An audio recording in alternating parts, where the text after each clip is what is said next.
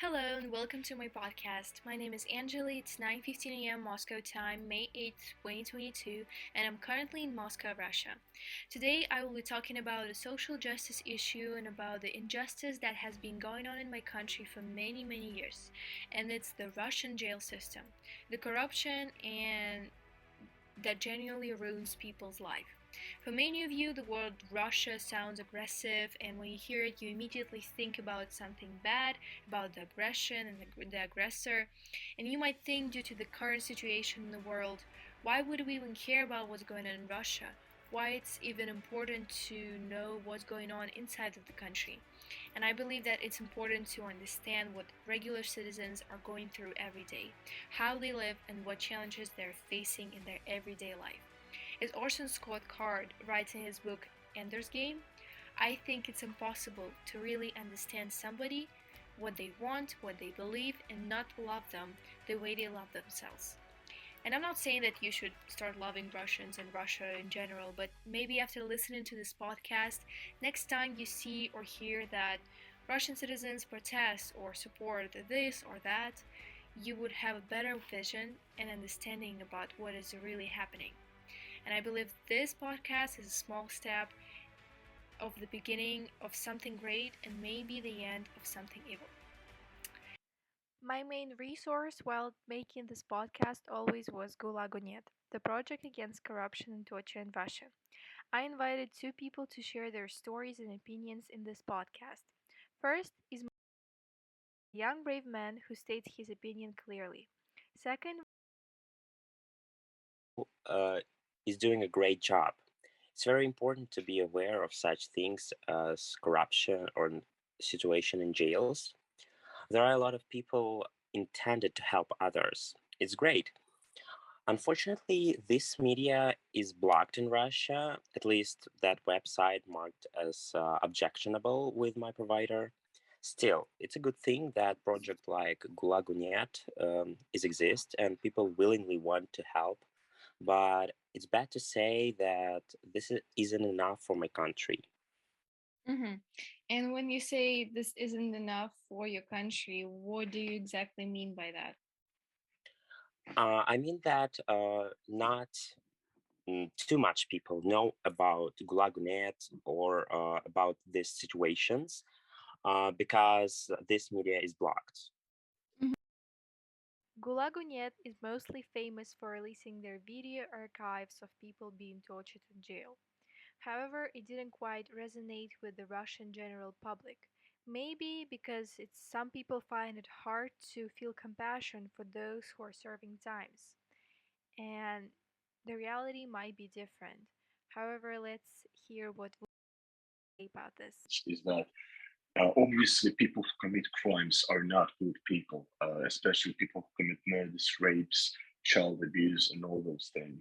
But at the same time, you have to remember that we have laws, and no matter who you are and what you've convicted, you are in the same level as others to be under the law, if that makes sense.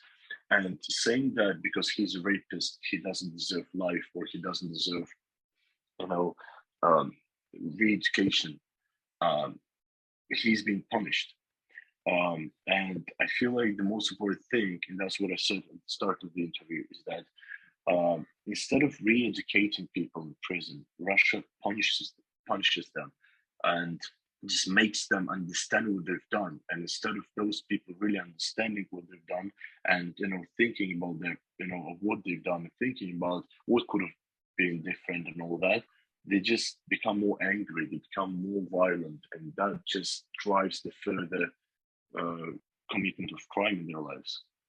And yeah, the first thing I think, in order to solve this problem with the jail system within Russia, I feel like people who perceive information this way must start looking at it on the other way. That first of all, there are laws, and laws must be followed. You must follow the laws. You can't break the law, and you can't break the human rights of the person who. It's true. The reality of life in Russia is that one day you can be just minding your own business. Later that day, find yourself tied up to a chair at the police station, and next morning confess to a crime you didn't commit. And this particular story happened to one of Wusal's friend, but I will let him share his story with us right now. Claim that this is about to be sensitive and detailed, for the listeners. So the story I have involves me, but it so basically what happened to the person. It's quite a kind of like tied up story, but like it happened to me, but then a person was tortured because of me. Um, it happened in 2017, I think, 2016, 2017. I was in England. I was getting ready for my prom. I was finishing up my exams in college, and I was getting ready to go to university the next year. What happened is I received a message from my friends in Moscow saying that police is looking for me.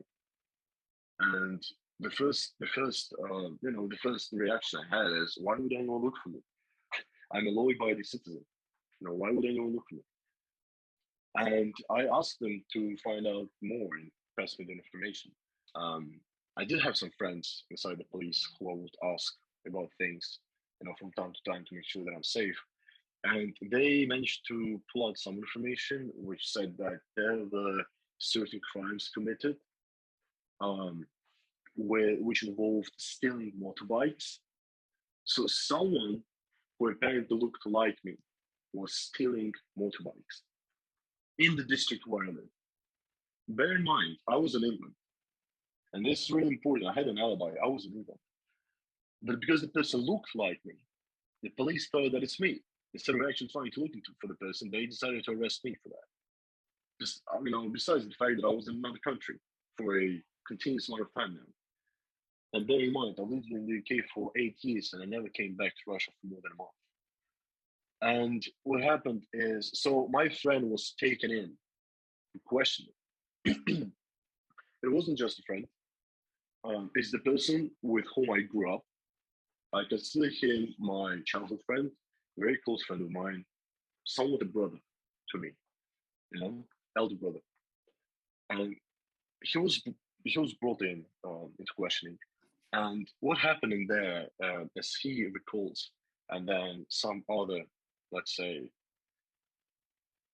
channels of information which I had back in the days, told me as well, is that he was called in, he came inside, and he was questioned first. So it was innocent. He was just questioned about, do you know this person? Do you know what he's done? Do you know where he is? Can you give us any information about him?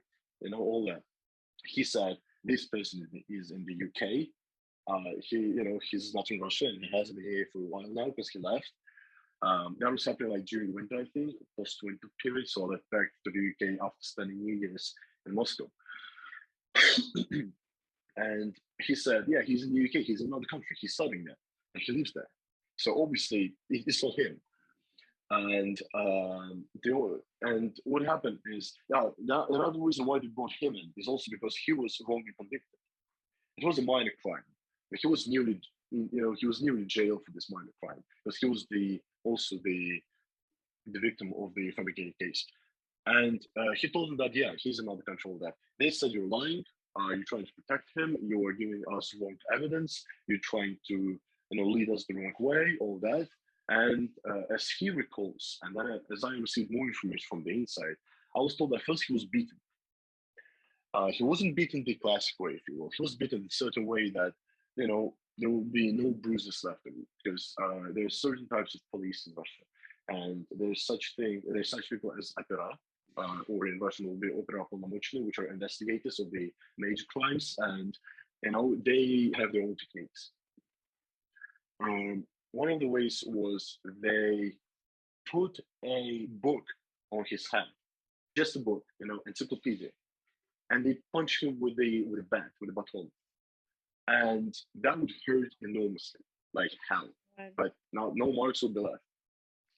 He was choked many times. He was choked, up to the point he nearly lost his conscience, and then they would bring him back, and then if he wouldn't answer questions, they would choke him again. They would put bag on his head, to the point that he was nearly passing out as well. So he was beaten, just other ways. And at some point, he told me that he was waterboarded. I think everyone who is listening to this podcast right now, including yourself, do know what waterboarding is. And as he recalls, he was just put in a horizontal position at a certain angle, as we all know how it works, and waterboard. And just so you understand, it's been happening for more than 24 hours. He was tortured for more than 24 hours non-stop. They were just switching because at some point he recalls that one policeman said, "Oh, I want to go, I want to have a go." Or in the other one was like, "No, this is not how you do it. Look at that," and just punch him. At some point, he said that there was a weapon pointed at him, fully loaded, not with safety. They said that they were going to rape him with a baton. That they would put him in a cell with people who are suffering from tuberculosis. That they would put him in a cell where he will be so-called where they will so-called apostille him, apostille, which means rape and prison jargon. At some point, he was put into prison with one inmate who was suffering from tuberculosis, who was sitting there for a while. And he just recalls how the guy was just coughing all the time. Then he was brought back, asked again. He wasn't electroshocked the way we know when they put, they clap wires on your ears and you just get, your muscles just track 50 times per second. But he was electroshocked with a normal shocker. Not very much, just a bit near the skin, but the voltage was increased. And they were still asking him questions like, "Where is your friend? He committed these crimes, signed this paper, do that, but my friend did not break. He did not break. He refused everything they said." Then they just probably got tired because I think someone said that, there's nothing out of him, just let him go. And that was nearly, like, as I said, more than 24 hours, 1.5 days, as I remember, maybe close to 2 days of being tortured. No mental health, no food, no water. And yeah, they like. Unfortunately, such horrific stories happen more often than you think. And this happened to a regular citizen that didn't do anything wrong.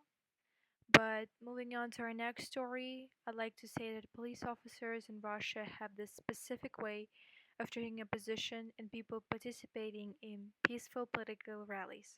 Especially political prisoners and people who might be seen as opposition are often being tortured mentally. And it's a known fact, and let's hear the story from. So there was a girl. She went to the rally and was taken away by the police along with others. In the pre-trial detention center, SIZO in Russian, she was not allowed to use mobile communication to call her lawyers or relatives. She was not given water and food. There was in the backpack she took with her. And after a long time, she was almost alone. Meanwhile, others were released. So she was left alone. And I think, in my opinion, that was a mental torture. Because when you left all by yourself without any communication or life matter supplies, of course, this is a mental torture. She was released in the end, but still, this is terrible to hear. After hearing all these stories, logical question would be why they do it, why police officers treat their Russian citizens like that, their own citizens. Unfortunately, my guest was an answer, but this podcast has to be around 10 minutes, so I could not put this answer here. But I'll save it for a prolonged version of this podcast or maybe for the episode 2. So if you want to hear more, you can communicate me. And in conclusion, I'd love to say thank you to my guests for sharing your stories. It was an amazing podcast, and thanks everyone who has been listening. I hope you have a wonderful day. Goodbye.